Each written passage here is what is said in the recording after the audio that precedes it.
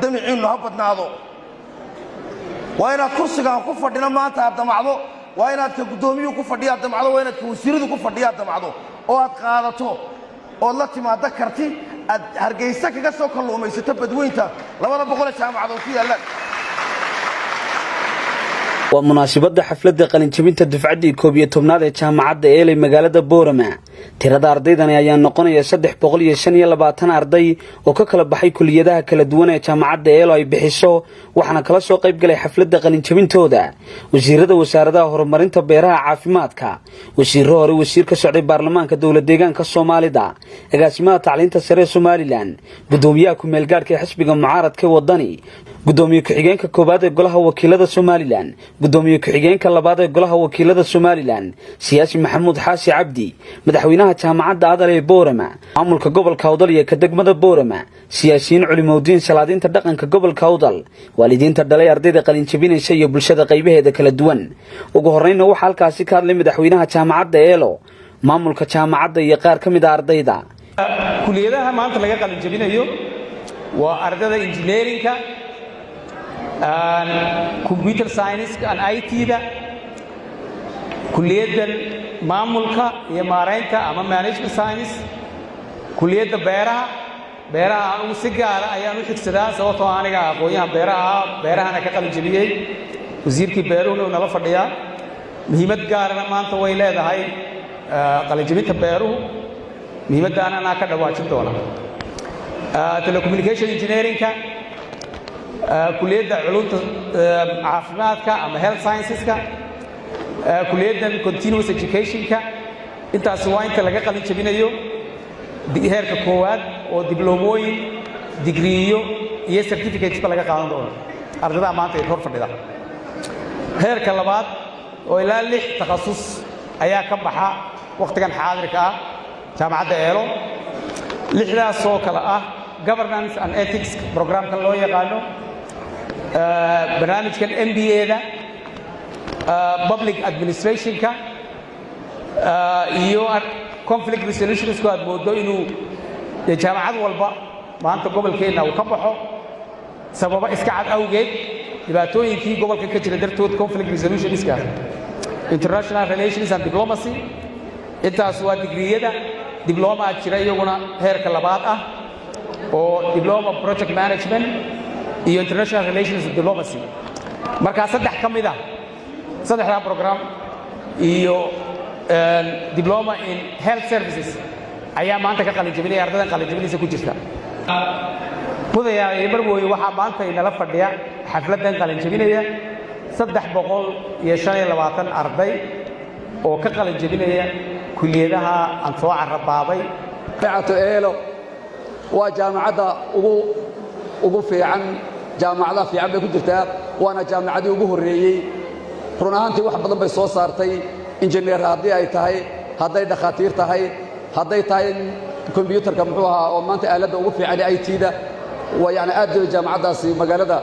waa laga dareemayaa qiimaha ay leedahay aad bay u mahadsan yihiin madaxda jaamacadda Eelo dhammaan ardayda qalinjabinaysa waxaan leeyahay congratulations waxaan ardayda ku bogaadinayaa inay fursadaha iyagu gacmahooda ku abuuraan oo iyagu dalbadaan raadiyaan dhexda uga xidhaan siday isu soo muujin lahaayeen dadka isku bari lahaayeen sharaf gaara ayay ii tahay in maanta aan kala soo qayb galo jaamacadda Eelo dufcaddii 11aad ee ka qalinjabinaysa jaamacaddan anigu waxaan ahaa dufcaddii ugu horreysay amba asaaskii jaamacadda Eelo anigu waxaan kaga duwanahay aqoonyahan kale ee dalka anu shahaadooyinkan haystaa waa shahaadooyinka jaamacadda Eelo keliya intaa kadib waxaa hadalkaasi ka daba qaatay mas'uuliyiintii kala duwanaa ee kala soo qayb galay xafladda jaamacadda Eelo waa jaamacaddii labaad ee gobolka laga aasaasay waa jaamacad private ka register garaysan komishanka tacliinta sare waa jaamacad ku takhasustay waxyaabo badan marka maanta waxaan leenahay maamulka waxaan leenahay uu hogaaminayo Dr. Maxamuud waxaan leenahay hambaliyo ardayda maanta qalinjabinaysana waxaan leenahay hambaliyo waxaan ku horeysiinayaa hambaliyo dhammaan ardayda qalinjabinaysa waalidiinta ku soo tabcay mar saddexaad macallimiintii iyo hormuudka kulliyadaha kala duwan maamulkooga oo aan leeyahay waad ku mahadsantihiin kaalintidiina waad ka soo baxdeen talabaadna waxa weeyaan noloshu way qaybo badan tahay maanta waxaad u soo baxdeen ood gaadheen darajo ka mida darajooyinkii nolosha laakiin sen halkaa kuma eka hambalyo congratulation mabruuk inkuwaanka saalaaju waad idin hambalyeelayaa qofka shaqada abuurta iyo qofka shaqo taga waxaa horumarsan qofka isagu shaqada abuurta dadka gobolkan dadku waxbay bartaan damacii baa yaraaday war damiciinnu ha badnaado waa inaad kursigaan ku fadhina maanta aad damacdo waa inaad ka guddoomiyuhu ku fadhiya aad damacdo waa inaad ka wasiiradu ku fadhiya aad damacdo oo aad qaadato ood la timaaddo karti aad hargaysa kaga soo kalluumaysato badweynta 200 jaamacadood ku yaallaan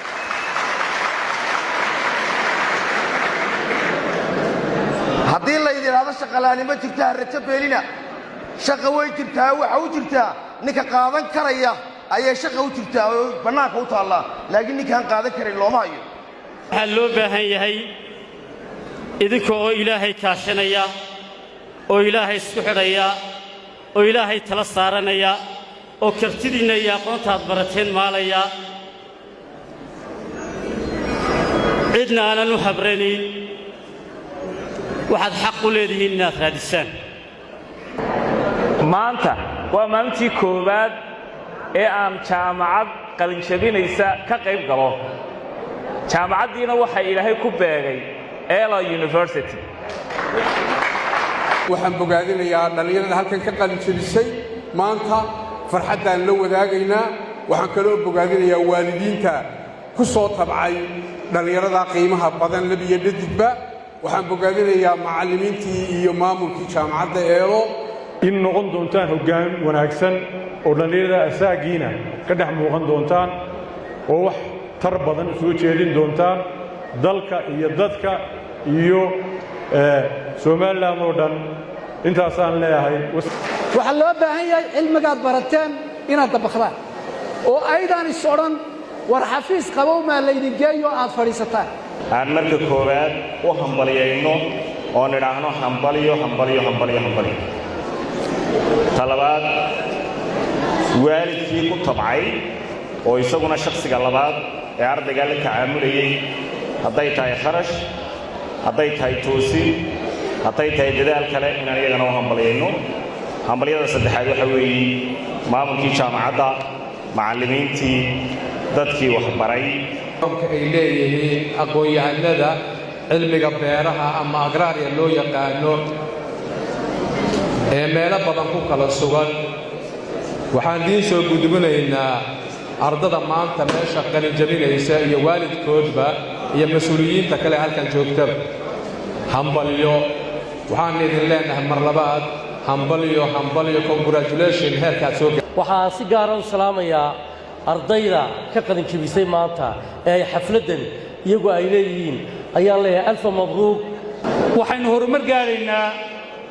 oo aynu caalamka la jaan qaadaynaa markaynu sarraysiino inay qofka bini'aadamkii uu dalkiisa wax kala soo baxo waxaan rabaa inaan si gaara